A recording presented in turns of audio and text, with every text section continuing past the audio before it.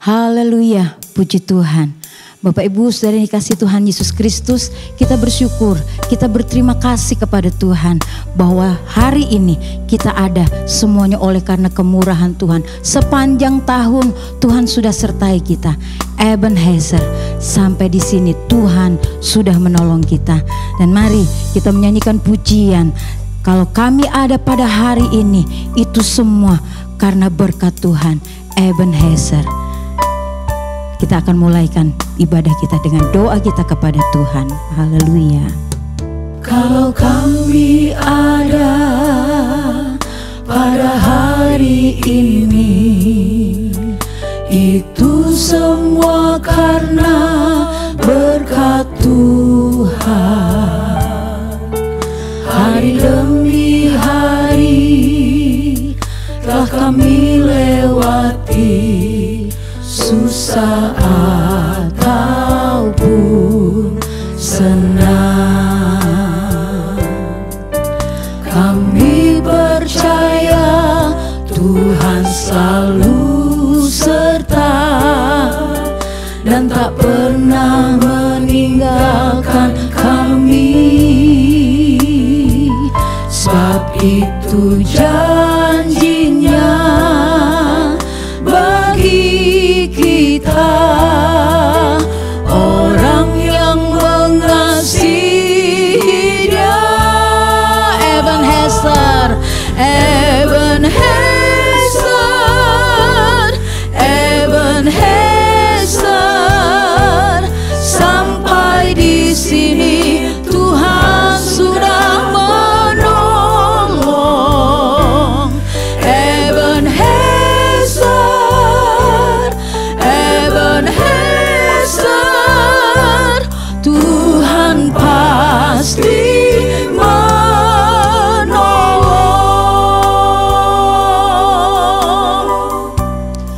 Tuhan Yesus baik dalam hidup kita. Dia sertai sepanjang tahun ini. Dan itu oleh karena berkat kemurahan Tuhan. Kalau kami ada pada hari ini, nyanyi dengan ucapan syukur kita kepada Tuhan. Keberadaan kita semuanya oleh karena berkat Tuhan. Haleluya. Berkat Tuhan, hari demi hari telah kami lewati, susah ataupun senang. Kami percaya Tuhan selalu serta. Haleluya. Tuhan selalu serta dan tak pernah meninggalkan kami. Sebab itu janjinya bagi kita, orang yang mengasihi Dia. Ebenezer, Ebenezer, Ebenezer, sampai di sini Tuhan sudah menolong. Amin. Ebenezer, Ebenezer, Tuhan pasti menolong. Ebenezer, Ebenezer, Tuhan sudah menolong kita.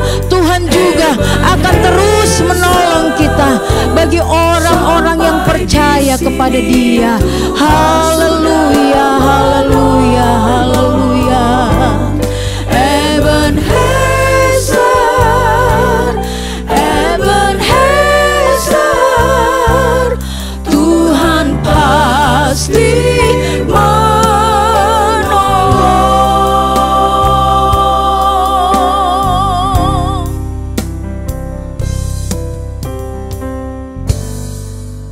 Haleluya, haleluya, haleluya. Bapa dalam sorga, Di dalam nama Tuhan kami Yesus Kristus, kami mengucap syukur Tuhan untuk kebaikan-Mu Tuhan. Di sepanjang tahun ini Tuhan, penyertaan-Mu sungguh luar biasa dalam setiap kehidupan kami Tuhan. Terima kasih Tuhan, terima kasih. Tiada henti-hentinya kami mengucap syukur Tuhan atas kebaikan Tuhan, atas setiap pertolongan Tuhan dalam setiap kehidupan kami. Pada saat ini Tuhan, kami akan beribadah, kami akan memuji memuliakan nama-Mu Tuhan. Kiranya Engkau melawat setiap kami Tuhan. Biarlah setiap pujian penyembahan kami boleh berkenan di hadapan-Mu Tuhan. Dan Tuhan, kiranya Engkau melayakkan setiap kehidupan kami. Kalau sebentar juga kami akan menikmati perjamuan Tuhan. Tuhan tolong sucikan, kuduskan kehidupan kami. Terpujilah Engkau Tuhan. Terima kasih Tuhan, terima kasih. Tiada dapat kami membalas setiap kebaikan Tuhan dalam setiap kehidupan kami. Biarlah kami memberi diri kami Tuhan untuk selalu mengasihi Engkau Tuhan. Untuk selalu mengandalkan Engkau dalam setiap kehidupan kami Tuhan. Terpujilah nama-Mu Tuhan kekal untuk selama-lamanya. Kami akan memulaikan ibadah ini di dalam nama Tuhan kami Yesus Kristus. Haleluya. Amin. Bapak Ibu Saudara yang dikasihi Tuhan Yesus Kristus, sepanjang tahun kita sudah menikmati penyertaan Tuhan. Hari-hari yang kita lewati bersama dengan Yesus, suka duka ku jalani bersama Yesus. Kita nyanyikan pujian ini. Hari-hari ku lalui bersama Yesus. Hari-hari ku lalui bersama Yesus, suka duka ku jalani bersama Yesus. Persoalan pencobaan kan ku hadapi bersama Yesus, juru selamatku. Hari-hari ku lalui bersama Yesus. Haleluya. Bersama Yesus, suka duka ku jalani bersama Yesus. Persoalan pencobaan kan ku hadapi bersama Yesus, juru selamatku. Hari-hari ku lalui. Amin. Kita berjalan bersama dengan Yesus. Tahun yang kita lewati dan tahun yang akan kita jalani, kita tetap berjalan bersama Yesus, merasakan penyertaan Tuhan. Haleluya. Kan ku hadapi bersama Yesus, juru selamatku.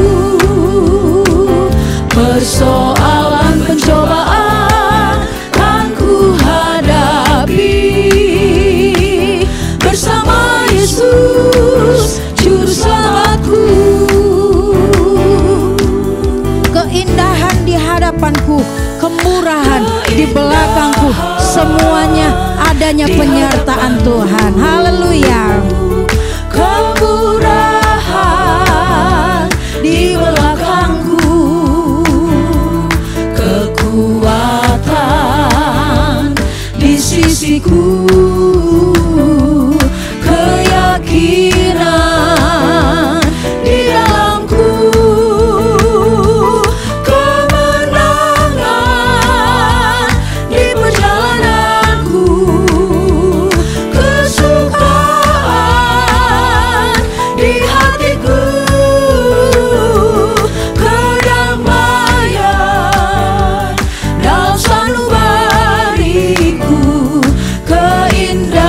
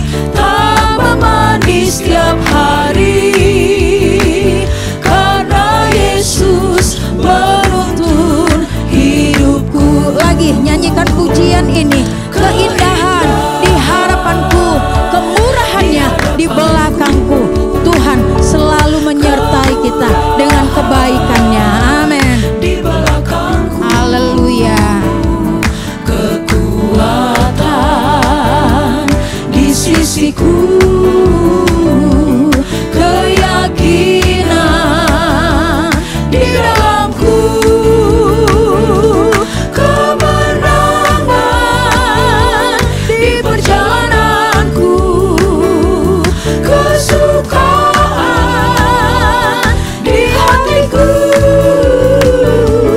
kedamaian dalam sanubariku, keindahan di dalam Yesus. Hidup ini sangat indah dengan Yesus. Haleluya. Dengan Yesus, hidup ini berarti bersama Dia. Hidup ini tambah manis setiap hari, karena Yesus menuntun hidupku. Hidup ini sangat indah dengan Yesus. Haleluya. Puji Tuhan. Yesus, hidup ini berarti bersama Dia. Hidup ini tambah manis setiap hari, karena Yesus menuntun hidupku. Yesusku luar biasa. Kita punya Tuhan yang hebat. Amin. Puji Tuhan. Yesusku luar biasa. Yesusku luar biasa. Amin. Amin. Amin. Amin. Amin. Yesusku luar biasa. Nyanyi dengan percaya, perjalanan hidup kita akan terus disertai oleh Yesus yang luar biasa kuasanya. Haleluya. Amin. Amin.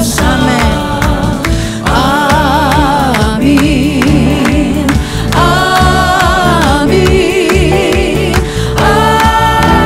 Amin. Amin. Amin. Amin. Yesusku luar biasa. Luar biasa.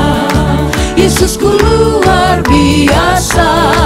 Yesusku luar biasa. Yesusku luar biasa. Amin. Amin. Amin. Amin. Amin. Amin. Amin.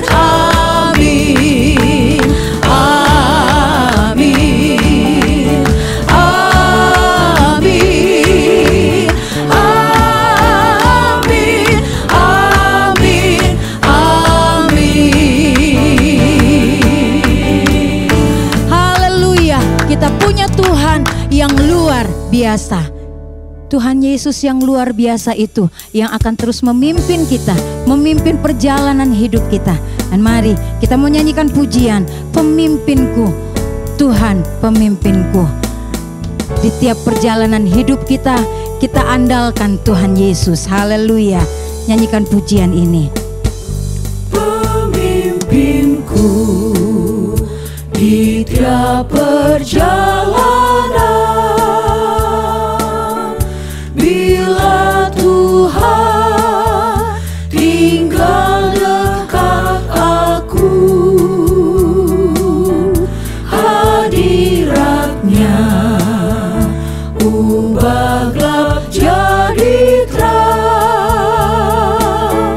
jalan sukar diratakan selalu. Pemimpinku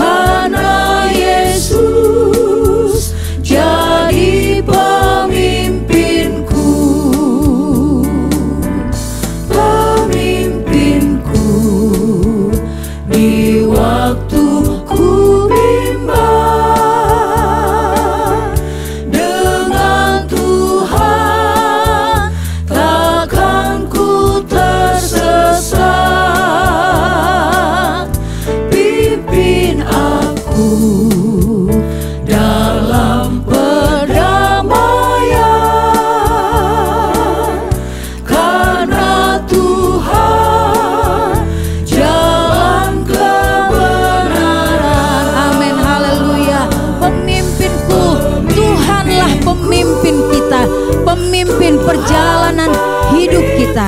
Puji Tuhan. Dengan Dia tak perlu ku takut, percayalah di segala waktu, karena Yesus jadi pemimpinku. Pemimpinku, Tuhan pemimpinku. Dengan Dia tak perlu ku takut,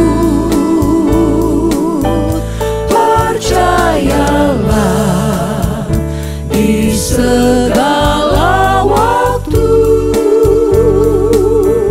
karena Yesus jadi pemimpinku. Percayalah, jadikan Yesus saja pemimpin hidup kita. Bapak Ibu Saudara yang dikasihi Tuhan Yesus Kristus, tahun ini kita sudah lewati bersama dengan Tuhan. Tahun yang akan kita lewati pun kita percaya ada penyertaan Tuhan. Tetapi ada satu hal yang harus kita ingat, tahun-tahun yang akan datang sesuai dengan firman Tuhan tidak akan semakin membaik, tetapi tahun-tahun yang akan datang akan lebih jahat, akan lebih susah.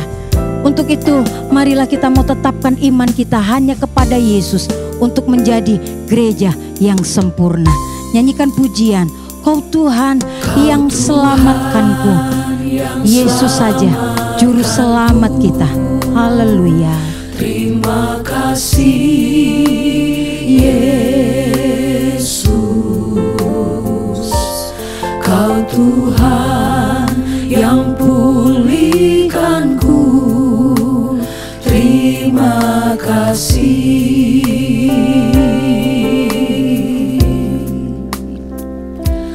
Kau Tuhan yang sembuhkanku. Terima kasih Yesus, Kau Tuhan memberkatiku.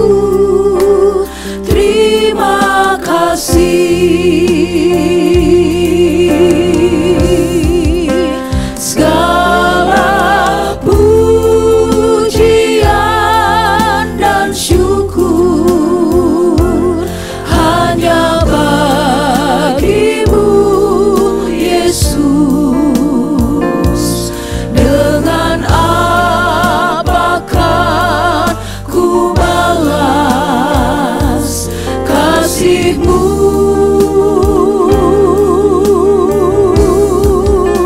Segala hormat kemuliaan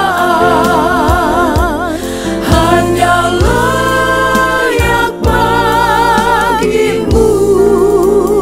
Ku sembah Yesus seumur hidupku. Mari kita mau katakan kepada jiwa kita, iman kita tetaplah di dalam Yesus, sebab Dia adalah juru selamat kita. Haleluya.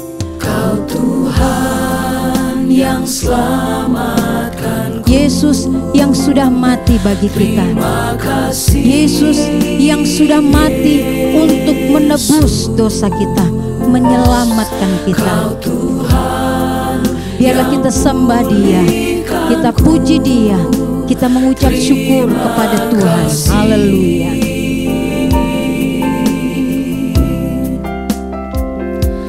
Kau Tuhan yang sembuhkanku. Terima kasih Yesus, Kau Tuhan memberkatiku. Terima kasih.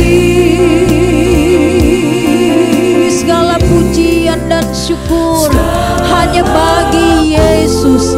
Haleluya, haleluya, haleluya. Hanya bagimu Yesus.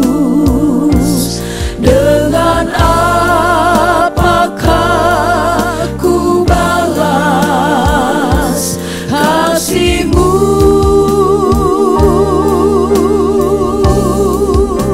Segala hormat kemuliaan hanya layak bagimu. Ku sembah Yesus seumur hidupku. Segala pujian dan syukur hanya bagimu Yesus. Amin, haleluya. Dengan apakah ku balas kasih-Mu?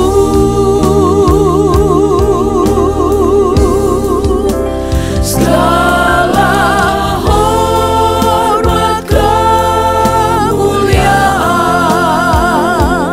hanya layak bagimu.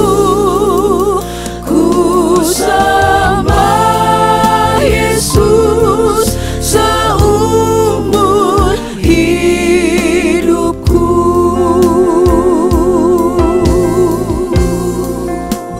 Ku sembah Yesus seumur hidupku.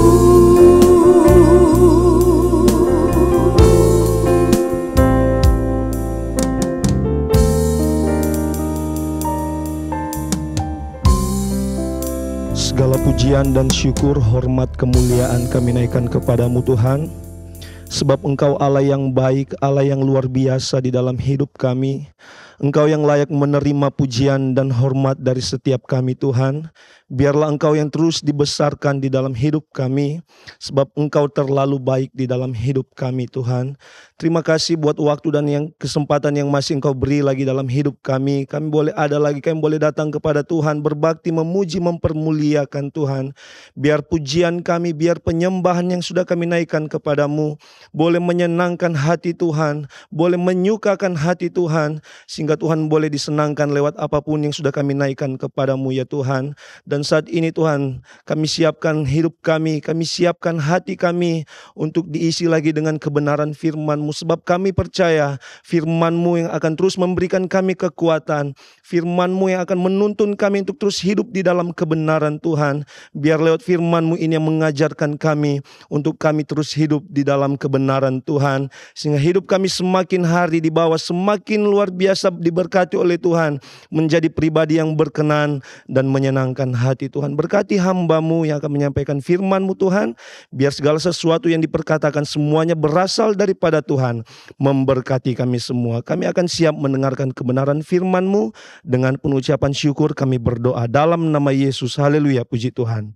Amin.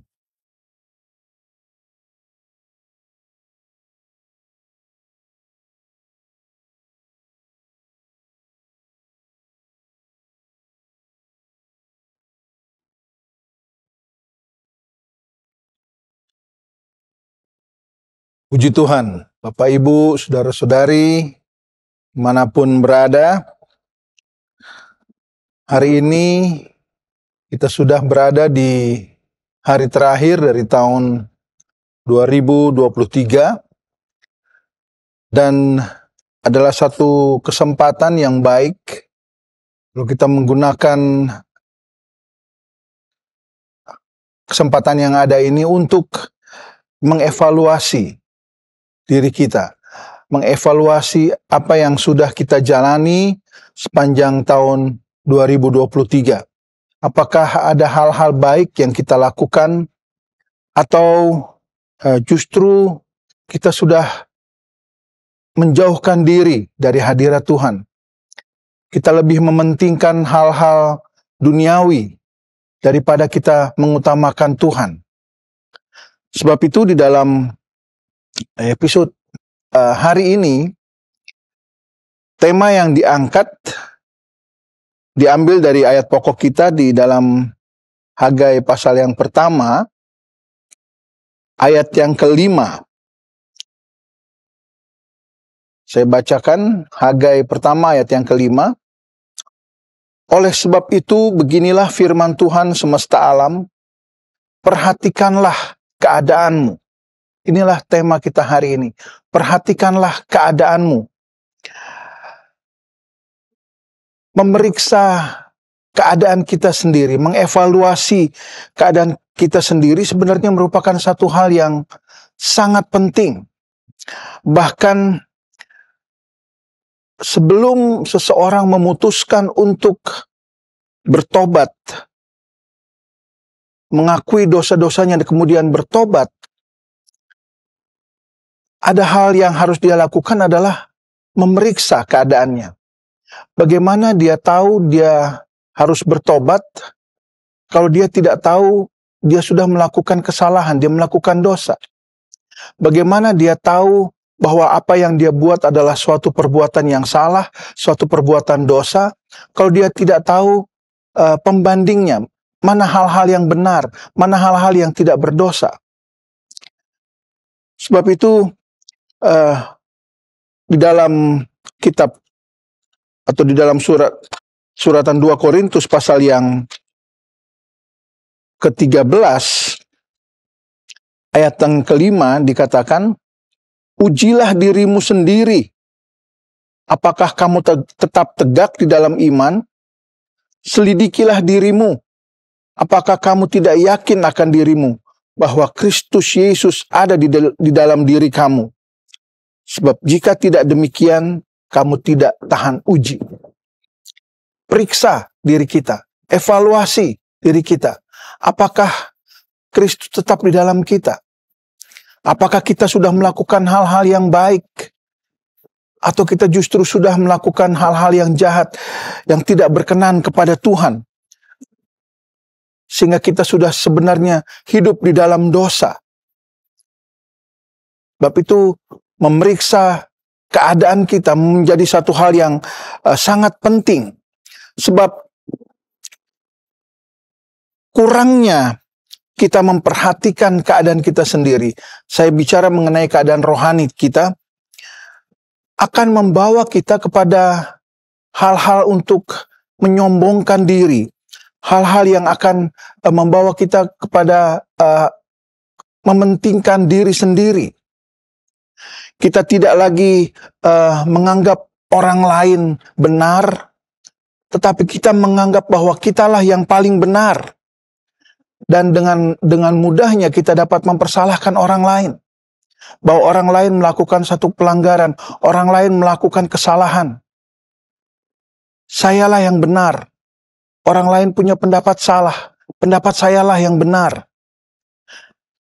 Dan kalau kita melihat di dalam Alkitab, apa yang dilakukan oleh para ahli Taurat dan orang-orang Farisi, ketika mereka menemukan seorang wanita yang didapati berbuat zina, maka mereka hendak mencoba Yesus dan membawa wanita ini ke hadapan Yesus, menceritakan keadaannya bahwa wanita ini melakukan perbuatan zina, dan menurut aturan hukum Taurat harus diberikan hukuman, dilempari dengan batu.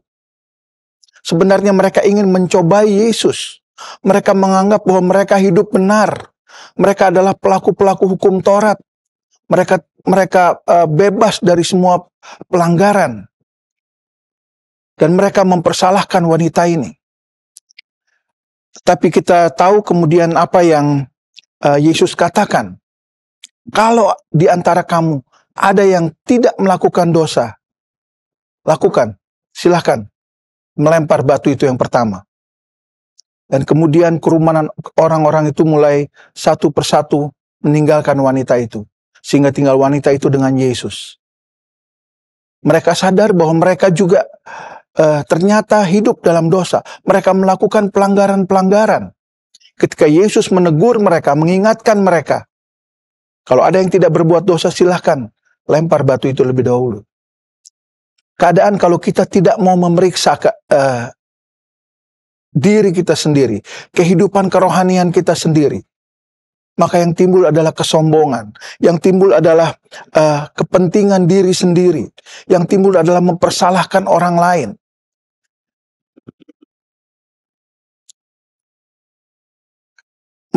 Memeriksa keadaan kita sendiri memang bukan hal yang mudah, saudara. Ya, karena kita sendiri pada dasarnya adalah manusia yang sudah hidup di dalam dosa. Sehingga kalau kita terus hidup di dalam dosa, kita terus hidup di dalam kegelapan ini, maka manusia akan dapat mengeraskan hatinya. Tidak dapat lagi diperingati, tidak dapat lagi dinasehati dengan firman Tuhan. Mereka sudah mengeraskan hati.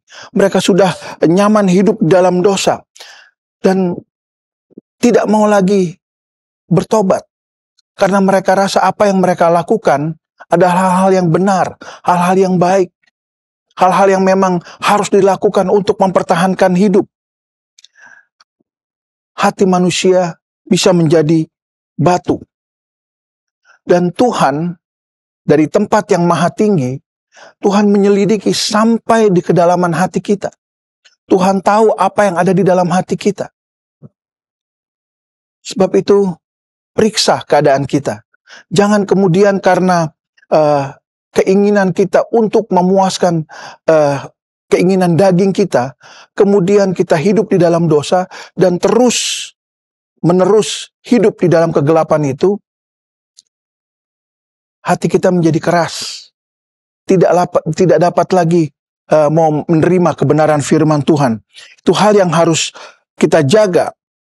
Dan apa yang ditulis oleh kitab Hagai ini sebagai ayat pokok kita, merupakan firman Tuhan yang datang kepada Hagai untuk mengingatkan bangsa Israel. Karena bangsa Israel baru kembali dari masa pembuangan selama 70 tahun di Babel.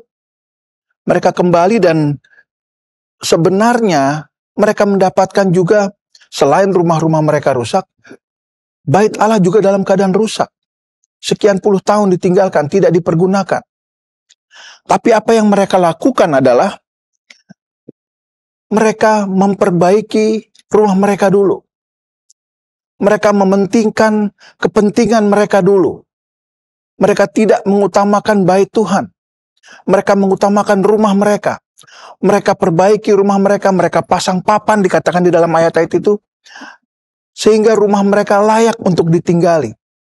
Dan ketika mereka sudah nyaman dengan keadaan itu, karena rumah mereka sudah dalam keadaan baik, mereka masih mengatakan di dalam ayat yang kedua dari Hagai pasal 1 itu dikatakan, beginilah firman Tuhan semesta alam, bangsa ini berkata, sekarang belum tiba waktunya untuk membangun kembali rumah Tuhan. Mereka sudah hidup dalam kondisi yang baik. Rumah mereka sudah diperbaiki. Mereka masih menganggap bahwa memperbaiki rumah Tuhan belum saatnya sekarang. Kehidupan nyaman karena hal-hal materi yang sudah dipenuhi dalam kehidupan mereka, membuat kemudian mereka mulai meninggalkan Tuhan. Mereka tidak lagi mengutamakan Tuhan. Padahal kecintaan kita kepada hal-hal materi, kepuasan kita ketika hal-hal materi itu cukup dalam kehidupan kita, bisa menjadikan manusia berdosa di hadapan Allah. Karena firman Allah katakan, umat Allah menukarkan kemuliaan Tuhan dengan hal-hal yang tidak berguna. Hal-hal yang sifatnya hanya materi, hal-hal yang sifatnya hanya fisik. Semuanya sementara. Sementara itu yang utama, yang membawa kita kepada kekekalan, mereka abaikan. Mereka menukarkan kemuliaan Tuhan itu, kemuliaan Tuhan yang kekal sifatnya, dengan hal-hal yang tidak berguna. Itu yang terjadi karena mereka sudah merasa dalam kondisi yang baik. Kebutuhan mereka secara materi sudah terpenuhi. Keinginan daging mereka sudah tercapai. Mereka tidak perlu lagi Tuhan. Mereka menganggap bahwa Tuhan bukan suatu hal yang penting. Rumah Tuhan bukan hal yang utama untuk diperbaiki. Keinginan untuk dipuaskan dengan hal-hal materi itu akan dapat menjauhkan kita dari Tuhan. Keinginan untuk memuaskan hawa nafsu kita itu dapat menjauhkan kita dari Tuhan. Sebab itu di dalam suratan 1 Timotius. Suratan 1 Timotius pasal yang ke-6.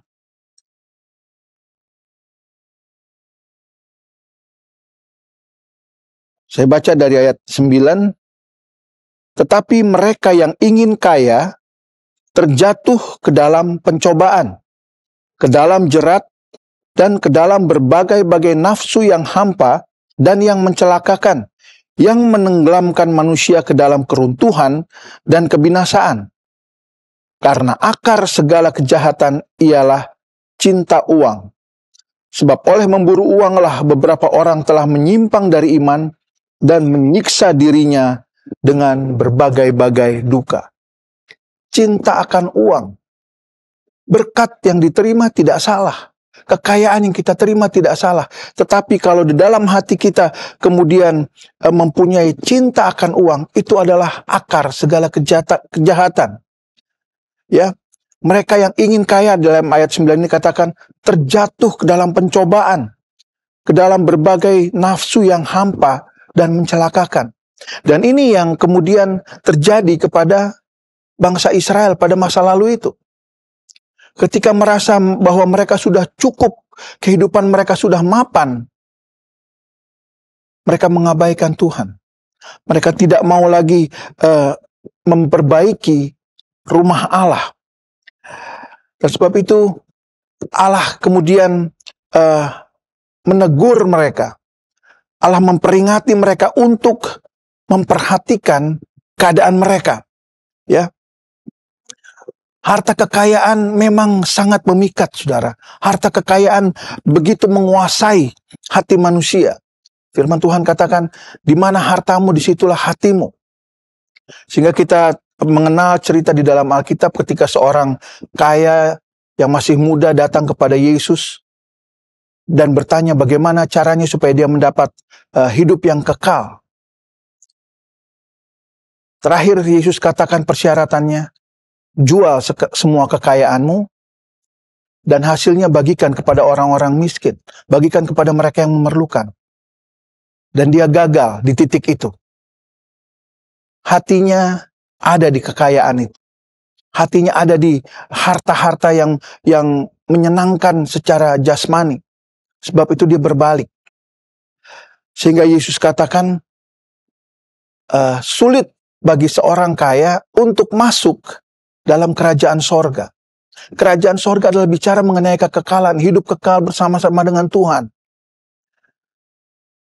Tetapi orang mengorbankan hidup kekal bersama dengan Tuhan di dalam kerajaan sorga dan lebih mengutamakan apa yang mereka nikmati sekarang. Hal-hal materi, hal-hal dunia yang mereka dapat nikmati dengan keinginan daging mereka. Kalau itu terpuaskan, mereka menggantikan itu dengan kehidupan kekal bersama dengan Tuhan. Sedangkan Allah menghendaki supaya umatnya, kita sebagai umat Allah, mulai mengutamakan Tuhan. Bagaimana caranya? Dengan memperbaiki bait Tuhan. Dengan memperbaiki rumah Allah. Rumah Allah yang sudah ditinggalkan sekian puluh tahun. Rumah Allah yang tidak berfungsi sebagaimana seharusnya. Dalam keadaan rusak. Sehingga kemudian menjadi hal yang perlu bagi Allah untuk umatnya ini memperbaiki rumah Allah ini. Karena rumah Allah harusnya dapat berfungsi, dan rumah Allah adalah tempat di mana seseorang dapat bertemu dengan Allah. Seorang dapat mengadakan hubungan dengan Allah dalam rumah Allah. Yakub ketika mengadakan satu perjalanan, kemudian dia beristirahat, dia mengambil satu batu untuk menjadi alas kepalanya, dia tidur, dan dalam tidurnya itu dia bermimpi. Dia bermimpi dan melihat tangga mulai dari bumi ini, ujungnya sampai di langit, yang dikatakan sebagai gerbang sorga. Dan dia melihat malaikat turun naik. Dan sebab itu dia mengetahui bahwa itulah rumah Allah. Tempat dia bertemu dengan Tuhan. Karena pada saat itu kemudian Tuhan berbicara dan menyatakan perjanjiannya kepada Yakub bahwa dia akan menyertai Yakub. Disitulah Yakub bertemu dengan Tuhan. Di mana? Tempat yang dia sebut sebagai rumah Allah. Di dalam Injil Matius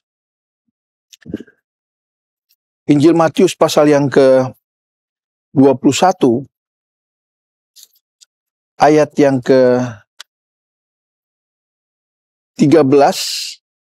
dikatakan di situ, ada tertulis, rumahku akan disebut rumah doa. Rumah Allah akan disebut rumah doa. Dan doa adalah satu-satunya cara di mana kita berkomunikasi dengan Allah. Kita dapat menyampaikan isi hati kepada Allah. Melalui apa? Melalui doa. Dan rumah Allah disebut juga rumah doa. Tempat di mana kita dapat berkomunikasi dengan Tuhan. Sedangkan di dalam kitab atau suratan Kisah Para Rasul, pasal yang ke-7, rumah Allah disebut juga sebagai tempat di mana Allah bersemayam di dalam. Allah mau tinggal dalam rumah Allah kalau keadaannya baik, kalau keadaannya layak untuk ditempati. Dan satu ayat yang penting bagi kita sebagai gambaran untuk mengerti apakah rumah Allah itu. Kalau pada masa bangsa Israel di dalam perjanjian lama, kita tahu rumah Allah atau bait Allah adalah satu bangunan yang dibangun dengan ukuran tertentu, dengan benda-benda yang terdapat di dalamnya. Sedangkan di dalam perjanjian baru, kalau kita periksa di dalam suratan 1 Korintus pasal yang ketiga, 1 Korintus pasal yang ketiga, ayat yang ke-16, jelas di situ dikatakan, tidak tahukah kamu bahwa kamu adalah bait Allah dan bahwa roh Allah diam di dalam kamu. Jadi bait Allah bukan lagi satu bangunan yang dibangun oleh manusia. Tetapi kita, manusia itu sendiri adalah rumah Allah. Dan Allah mau bersemayam di dalam rumah Allah. Allah mau mengadakan pertemuan dengan kita di dalam rumah Allah. Dan hati ini merupakan rumah Allah. Tempat di mana kita bisa berkomunikasi dengan Allah. Tempat di mana kita bisa bertemu dengan Allah. Roh kita bertemu dengan roh Allah. Karena dikatakan di ayat ini, roh Allah diam di dalam kamu. Sehingga roh manusia kita dapat bersekutu dengan roh Allah. Kita dapat menyampaikan semua keberatan kita. Kita dapat menyampaikan semua keluhan kita kepada Allah. Di dalam rumah Allah. Dan kita adalah rumah Allah itu. Dan kalau kita kembali ke dalam ayat pokok kita tadi. Dalam kitab Nabi Hagai pasal yang pertama. Ketika kondisi rumah Allah yang rusak itu tidak diperbaiki, tidak berfungsi lagi sebagaimana mestinya, maka sementara bangsa Israel, mereka sudah hidup nyaman di dalam rumah-rumah mereka yang sudah diperbaiki, maka Allah tidak tinggal diam. Allah menegur mereka. Bahkan kemudian kita tahu bahwa Allah juga menjatuhkan hukuman kepada mereka. Sehingga kalau kita baca bersama-sama di dalam kitab Hagai,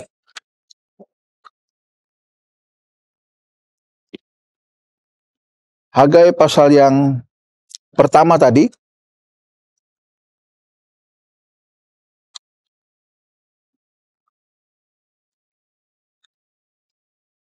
maka kita akan dapati saudara-saudara bahwa hukuman Tuhan datang kepada umat Israel. Saudara baca di dalam ayat yang ke-6. Kalau mereka tidak mau memperbaiki, karena mereka tidak mau memperbaiki rumah Allah, atau menganggap bahwa belum sekarang waktunya untuk memperbaiki rumah Allah. Apa yang terjadi dalam kehidupan bangsa Israel pada masa itu? Ayat 6 dari Hagai 1 katakan, kamu menabur banyak, tetapi membawa pulang hasil sedikit. Kamu makan, tetapi tidak sampai kenyang. Kamu minum, tapi tidak sampai puas. Kamu berpakaian, tetapi badanmu tidak sampai panas. Dan orang yang bekerja untuk upah, ia bekerja untuk upah yang ditaruh dalam pundi-pundi yang berlobang. Orang bekerja tetapi tidak menghasilkan sesuatu yang cukup. Mereka makan tetapi tidak merasa kenyang. Mereka minum tidak merasa puas. Ayat 9 katakan, kamu mengharapkan banyak tapi hasilnya sedikit. Dan ketika kamu membawanya ke rumah, aku menghembuskannya. Oleh karena apa? Demikianlah firman Tuhan semesta alam. Oleh karena rumahku yang tetap menjadi reruntuhan, sedang kamu masing-masing sibuk dengan urusan rumahnya sendiri. Kita sibuk dengan urusan kita sendiri, kita sibuk mengumpulkan harta duniawi, kita sibuk memuaskan keinginan-keinginan daging kita. Dan kita tidak mau memeriksa keadaan hati kita. Kita tidak mau memeriksa bait Allah yang ada di dalam kita. Bahwa bait Allah itu sudah rusak. Bait Allah itu sudah tidak berfungsi sebagaimana mestinya. Bahkan Allah sudah tidak tinggal di dalamnya lagi. Allah tidak tinggal lagi di dalam kita. Kalau kita tidak memperhatikan hal ini, maka kita akan banyak mengalami kerugian dan malapetaka dalam kehidupan kita. Keinginan kita untuk memuaskan diri sendiri lebih daripada memperhatikan keadaan hidup kita, hubungan kita dengan Allah akan membawa begitu banyak kerugian. Dan kalau kita melihat di dalam kitab Nabi Ezra, ketika bangsa Israel dikembalikan ke tanah air mereka, setelah 70 tahun ditahan di Babel, maka ada seorang raja yang disebut Raja Kores. Ketika Ezra mengajukan permohonan untuk kembali dan membangun bait Allah, maka di dalam ayat itu dikatakan Raja Kores juga mengembalikan semua perlengkapan rumah Tuhan. Semua perlengkapan rumah Tuhan. Saudara bisa membaca ada ribuan perlengkapan rumah Tuhan di situ. Dikembalikan untuk supaya bangsa Israel dapat membangun kembali rumah Allah. Dan perlengkapan-perlengkapan itu kembali mengisi rumah Allah. Dan tadi di dalam 1 Korintus 3 ayat 16 dikatakan, kita adalah bait Allah. Untuk dapat memperbaiki bait Allah ini, memperbaiki keadaan hati kita yang sudah rusak karena ditinggalkan. Keadaan yang rusak karena kita sibuk dengan urusan-urusan duniawi. Kita sibuk untuk memenuhi keinginan hawa nafsu kita. Kita sibuk untuk memenuhi kebutuhan finansial kita, memenuhi kebutuhan materi kita. Dan kita mulai meninggalkan Tuhan, kita mulai mengabaikan Tuhan. Saatnya kita mulai memeriksa keadaan kita. Dan minta supaya semua perkakas-perkakas bait Allah juga kembali di dalam kita. Di dalam bait Allah ada ruang kudus, ada ruang maha kudus, dan di dalam ruang kudus itu ada meja roti sajian yang berbicara dari firman Allah. Di dalam bait kudus itu, dalam ruang kudus itu juga ada kaki dian atau pelita yang berbicara dari urapan kuasa Roh Kudus. Di dalam situ juga ada meja ukupan yang berbicara dari penyembahan kita kepada Tuhan. Minta Tuhan kembalikan. Waktu kita memeriksa keadaan hati kita, mungkin hal-hal ini sudah hilang. Sudah tidak ada lagi firman di dalam kita. Sudah tidak ada lagi urapan kuasa Roh Kudus di dalam kita. Tidak ada lagi penyembahan di dalam hati yang keluar dari mulut kita untuk menyembah Tuhan.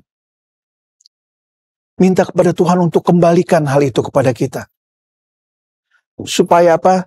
Kalau kita tahu di dalam ruang maha kudus ada tabut perjanjian, tempat di mana Allah semayam, Allah datang untuk bertemu dengan imam besar.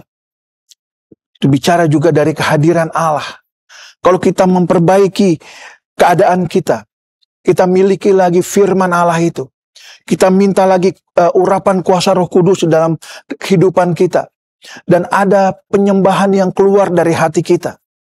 Untuk memuji, membesarkan nama Tuhan. Maka saya percaya Allah akan mau kembali tinggal di dalam hati kita. Allah mau kembali bersemayam lagi di dalam kita. Karena Allah sebenarnya mengasihi kita. Allah ingin dan menunggu waktu yang tepat. Kalau kita menyadari akan keadaan kita. Sebab itu melalui kesempatan pada hari terakhir dari tahun 2023 ini. Saya menghimbau kita mulai mengevaluasi diri. Kita memeriksa keadaan kita. Memeriksa hati kita. Apakah hal-hal itu yang harus ada di dalam kita masih ada atau tidak? Atau kita sudah kehilangan firman, kita sudah kehilangan Roh Kudus, kita sudah kehilangan penyembahan. Dan sebab itu Allah tidak lagi tinggal di dalam kita. Mari kita minta dan kita berdoa supaya hal-hal yang hilang itu Tuhan kembalikan di dalam kita. Sehingga dengan demikian Allah berkenan lagi hadir dan bersemayam di dalam kita. Dan kalau Allah hadir, Allah bersemayam di dalam kita, ada persekutuan antara kita dengan Tuhan, ada komunikasi antara kita dengan Tuhan. Maka saya percaya tahun 2024, yang kita tidak tahu apa yang akan terjadi tahun 2024. Maka Allah juga akan tetap bersama-sama dengan kita. Allah tetap akan memelihara kita. Allah tetap akan menjaga kita. Ada kesukaran, ada kesulitan mungkin yang akan kita hadapi di tahun 2024. Tapi kalau kita berhasil melalui tahun 2023 dengan baik, biarlah Allah bersemayam di dalam kita dan tetap memelihara kita memasuki tahun 2024. Allah bersama-sama dengan kita. Allah menjaga dan memelihara kehidupan kita. Tuhan Yesus dipermuliakan. Kita berdoa bersama-sama.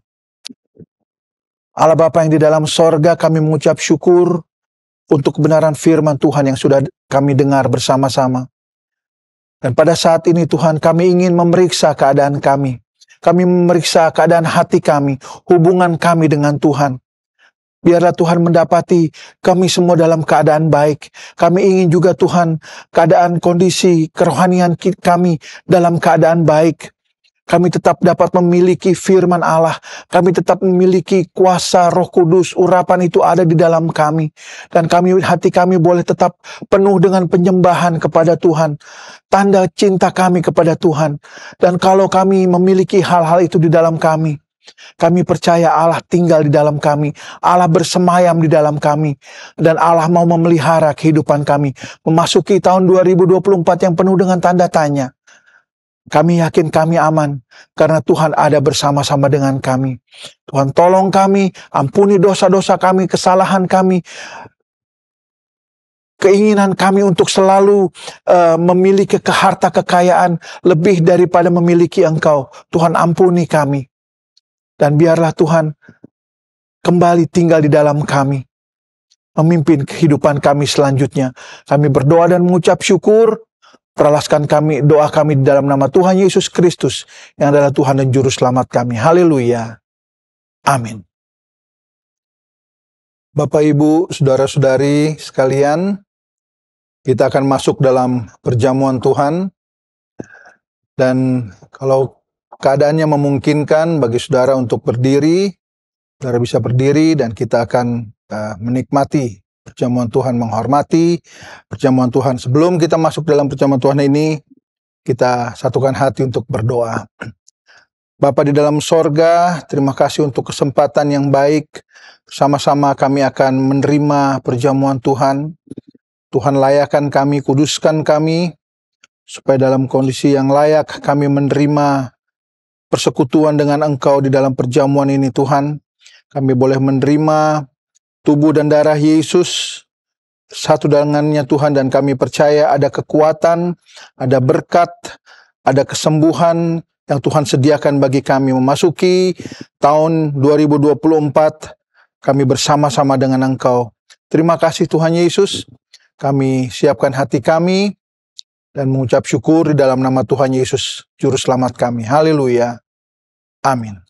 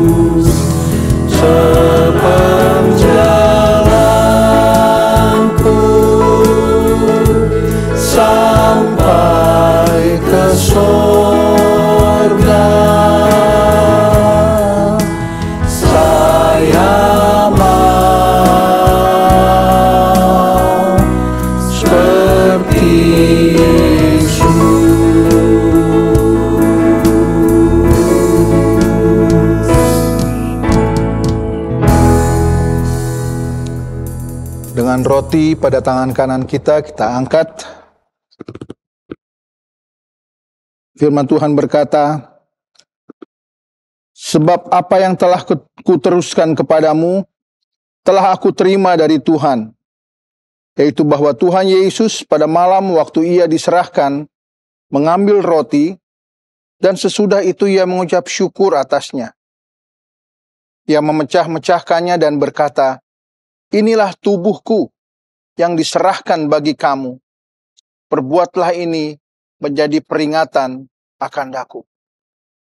Mari sama-sama kita makan tubuh Kristus roti ini.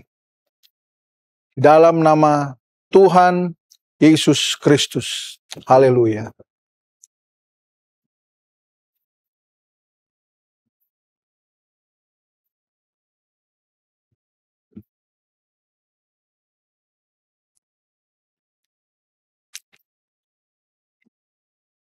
Kita angkat cawan si anggur ini dengan tangan kanan kita.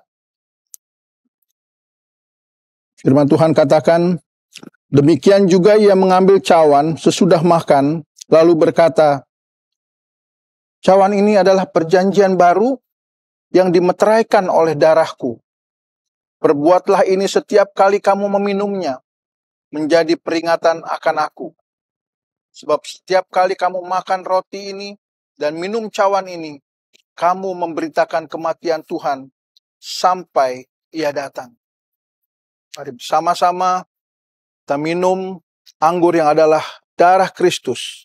Di dalam nama Tuhan Yesus Kristus. Haleluya.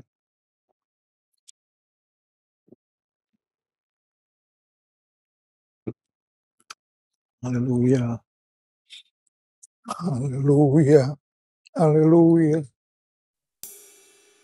Terima kasih Tuhan, terima kasih. Haleluya. Haleluya. Peganglah tanganku Roh Kudus. Haleluya. Setiap hari. Haleluya. Ku tak dapat jalan sendiri tanpa Roh-Mu. Bawalah diriku kepada segala kebenaran, agar ku tidak tersesat, mengikuti jalan-Mu. Peganglah tanganku Roh Kudus, setiap hari. Ku tak dapat jalan sendiri tanpa Roh-Mu. Bawalah diriku kepada segala kebenaran, agar ku tidak tersesat, mengikuti jalan-Mu. Bawalah diriku kepada segala kebenaran, agar ku tidak tersesat, mengikuti jalan-Mu. Terima kasih Tuhan. Biarlah Roh Kudus selalu memimpin perjalanan kami, memegang tangan kami, sehingga memasuki tahun yang baru, tahun 2024. Engkau ada bersama-sama kami, dan kami percaya Tuhan, dengan pimpinan Tuhan, dengan penyertaan dan penjagaan Tuhan, kami aman, berjalan bersama-sama dengan Engkau. Terima kasih Tuhan Yesus. Sekarang saudara-saudara, terimalah berkat dan anugerah dari Allah Bapa, cinta kasih dari Yesus Kristus, di dalam persekutuan, pemeliharaan dan kekuatan dari Allah Roh Kudus, yang selalu mau memimpin kita, mulai saat ini, sampai Yesus datang kembali. Kita terima berkat ini dengan mengucap syukur, di dalam nama Tuhan Yesus Kristus dan semua kita yang percaya berkata, amin.